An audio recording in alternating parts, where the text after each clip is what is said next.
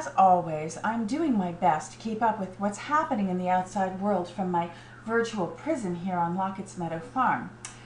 I checked CNN this morning to find out what's happening with the Senator John Edwards case and found that the jury is struggling to come up with a verdict in his campaign finance fraud trial. You know the one.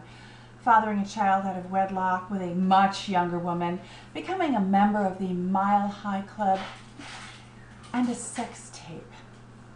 Why is it so hard to keep these sex tapes under wrap? We've been hiding ours under the same floorboard for years, and none of them have ever been stolen and mass marketed.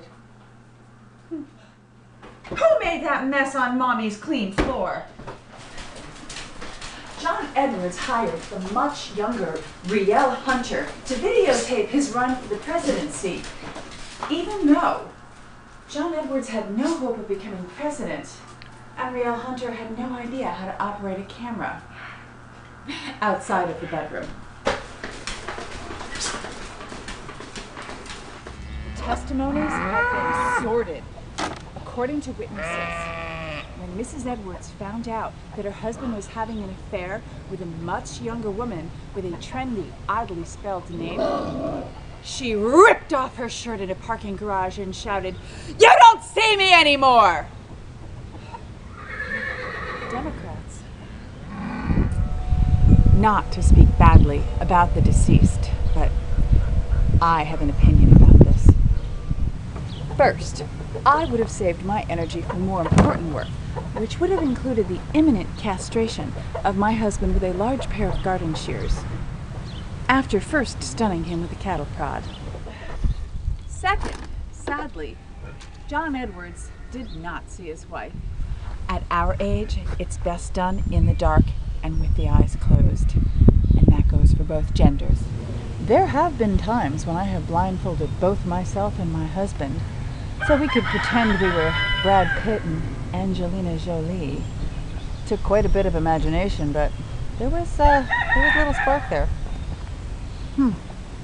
I understand that Senator John Edwards is claiming ignorance of the law as his defense. Ignorance of the law. Mamas, don't let your babies grow up to attend North Carolina University School of Law. Apparently, they are lacking in some subjects. With all of the shenanigans going on in politics nowadays, I have been keeping my eyes open for an up-and-coming presidential candidate. We need another Ronald Reagan.